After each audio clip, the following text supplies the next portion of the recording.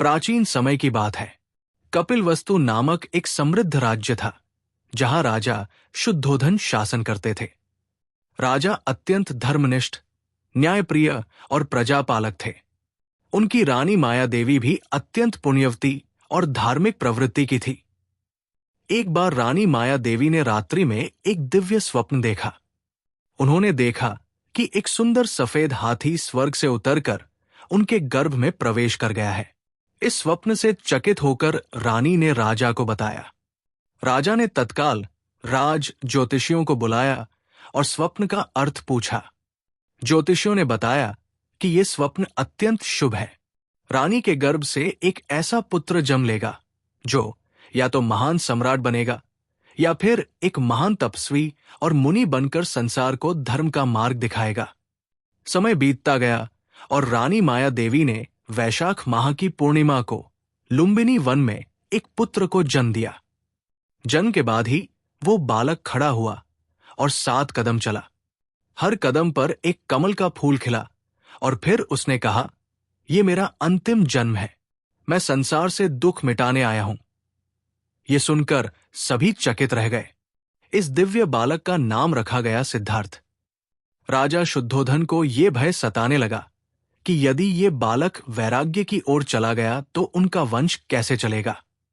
उन्होंने सिद्धार्थ को महल की सुख सुविधाओं में इस प्रकार लिप्त किया कि उन्हें कभी भी संसार के दुख दर्द का सामना न करना पड़े। सिद्धार्थ का पालन पोषण राजसी वैभव के साथ हुआ। उनका विवाह सुंदर और गुणवान कन्या यशोधरा से हुआ और उनके एक पुत्र का जन्म हुआ, जिसका नाम राहुल रखा गया। परंतु एक दिन जब सिद्धार्थ नगर भ्रमण के लिए बाहर निकले तो उन्होंने 4 दृश्य देखे। एक वृद्ध व्यक्ति, एक रोगी, एक मृत व्यक्ति और एक सन्यासी। ये 4 दृश्य उनके मन पर गहरी छाप छोड़ गए। उन्होंने सोचा कि ये जीवन तो क्षण भंगुर है। जिसमें जन्म है वहां बुढ़ापा, बीमारी और मृत्यु भी अनिवार्य है। यदि इस जीवन में दुख है तो क्या इससे मुक्ति का कोई मार्ग नहीं? इस विचार ने उनके मन में वैराग्य की ज्वाला प्रज्वलित कर दी। अंततः एक रात जब पूरा महल सो रहा था, सिद्धार्थ अपने नवजात पुत्र और पत्नी को चुपचाप छोड़कर निकल पड़े। ये त्याग उनकी आध्यात्मिक यात्रा की शुरुआत थी। उन्होंने राजसी वस्त्र त्याग दिए और सन्यासी के वस्त्र धारण कर वन की ओर चल पड़े। उन्हें सत्य की तलाश थी। वे ऋषि मुनियों के पास गए, कई वर्षों तक कठोर तपस्या की, परंतु उन्हें वो आत्मज्ञान नहीं मिला जिसकी उन्हें तलाश थी। 6 वर्षों की तपस्या के बाद वे बोध गया पहुंचे। वहां एक पीपल के वृक्ष के नीचे उन्होंने ध्यान करना प्रारंभ किया। उन्होंने संकल्प लिया कि जब तक उन्हें सत्य का बोध नहीं होगा वे उस स्थान को नहीं छोड़ेंगे। कई दिनों तक लगातार ध्यान और साधना के बाद अंततः वैशाख पूर्णिमा की रात को उन्हें आत्मज्ञान की प्राप्ति हुई। अब वे सिद्धार्थ नहीं बल्कि बुद्ध बन चुके थे, अर्थात जागृत पुरुष। उन्होंने समझा कि संसार का मूल दुख तृष्णा है और जब तृष्णा समाप्त होती है तब दुख भी समाप्त हो जाता है। ज्ञान प्राप्ति के बाद भगवान बुद्ध सारनाथ पहुंचे।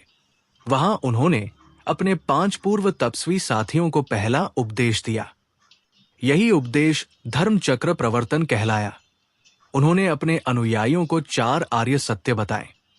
संसार में दुख है, दुख का कारण तृष्णा है, तृष्णा का अंत करना संभव है और दुख से मुक्ति के लिए अष्टांगिक मार्ग का पालन करना चाहिए। उन्होंने लोगों को बताया कि जीवन में मध्य मार्ग का अनुसरण ही सर्वोत्तम है। न तो अत्यधिक विलासिता और न ही कठोर तपस्या, यही सम्यक जीवन है।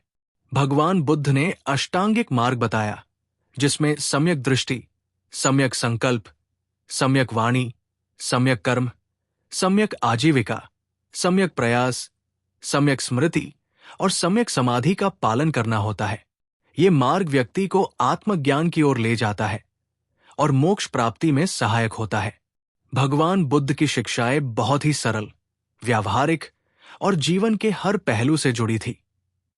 उन्होंने कभी किसी देवी देवता की पूजा करने की बात नहीं कही, बल्कि आत्मा के विकास और स्वयं पर नियंत्रण की शिक्षा दी। उन्होंने कहा कि प्रत्येक मनुष्य में वो क्षमता है कि वो स्वयं को समझकर मोक्ष प्राप्त कर सकता है। अहिंसा, करुणा, संयम और सत्य पर उनका विशेष बल था। भगवान बुद्ध का जीवन लोगों के लिए प्रेरणा बन गया। धीरे धीरे उनके अनुयायियों की संख्या बढ़ने लगी। उन्होंने पूरे भारत में घूम घूम कर उपदेश दिए। लोगों को तृष्णा, मोह, क्रोध और हिंसा से दूर रहने को कहा। उन्होंने महिलाओं को भी धर्म संघ में स्थान दिया, जो उस समय समाज में एक क्रांतिकारी कदम था। उनके विचारों में मानवता, समानता और करुणा सर्वोपरि थी। 80 वर्ष की आयु में कुशीनगर में वैशाख पूर्णिमा के दिन ही उन्होंने अपना अंतिम उपदेश दिया और महापरिनिर्वाण को प्राप्त हुए। उनके अंतिम शब्द थे, अप दीपो भव, अर्थात स्वयं का दीपक बनो। उन्होंने अपने अनुयायियों को सिखाया कि वे किसी बाहरी शक्ति या गुरु पर निर्भर न रहें, बल्कि स्वयं के भीतर प्रकाश को खोजें और अपने मार्गदर्शक स्वयं बने। भगवान बुद्ध के महापरिनिर्वाण के बाद उनके अनुयायियों ने उनके सिद्धांतों और शिक्षाओं को पूरे विश्व में फैलाया। भारत से निकलकर बौद्ध धर्म चीन, जापान, श्रीलंका, तिब्बत, थाईलैंड और अन्य कई देशों में पहुंचा। आज भी करोड़ों लोग उनके विचारों को मानते हैं और उनका अनुसरण करते हैं। बुद्ध पूर्णिमा का दिन भगवान बुद्ध के जन्म, ज्ञान प्राप्ति और महापरिनिर्वाण की स्मृति में मनाया जाता है। इस दिन बौद्ध अनुयायी उपवास रखते हैं, बुद्ध विहारों में पूजा करते हैं, बुद्ध वचनों का पाठ करते हैं और सेवा कार्यों में लगते हैं। इस दिन दान, करुणा और अहिंसा का विशेष महत्व होता है। बुद्ध पूर्णिमा के दिन सुबह स्नान करके स्वच्छ वस्त्र धारण किए जाते हैं। पूजा स्थल को स्वच्छ करके भगवान बुद्ध की प्रतिमा स्थापित की जाती है। प्रतिमा को गंगा जल या साफ जल से स्नान कराया जाता है। फिर पुष्प, दीप, अगरबत्ती, धूप आदि से पूजा की जाती है। इस दिन बुद्ध के बताए मंत्र बुद्ध शरण गच्छामि, धम्म शरण गच्छामि, संघं शरण गच्छामि का जप किया जाता है। उपवास रखा जाता है और अन्न, वस्त्र, जल आदि का दान किया जाता है। कई लोग इस दिन केवल फलाहार करते हैं और हिंसा से पूर्ण रूप से बचते हैं।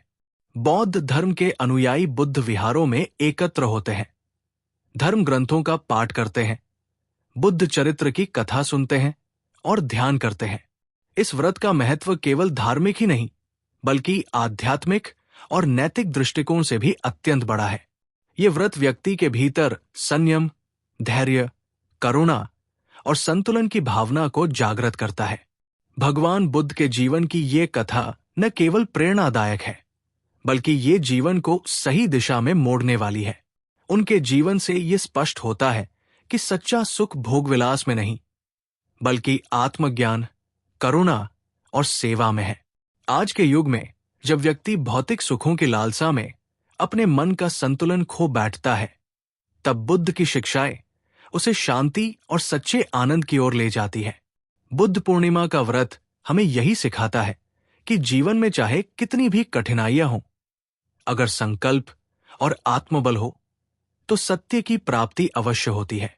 भगवान बुद्ध ने अपने जीवन से ये प्रमाणित किया कि मनुष्य स्वयं अपने भाग्य का निर्माता है और मोक्ष की प्राप्ति केवल कर्म, ध्यान और करुणा से ही संभव है। इस प्रकार बुद्ध पूर्णिमा का व्रत केवल एक परंपरा नहीं, बल्कि आत्मचिंतन, शुद्धि और करुणा का पर्व है। ये व्रत हर व्यक्ति को अपने भीतर झांकने और जीवन के वास्तविक उद्देश्य को समझने की प्रेरणा देता है।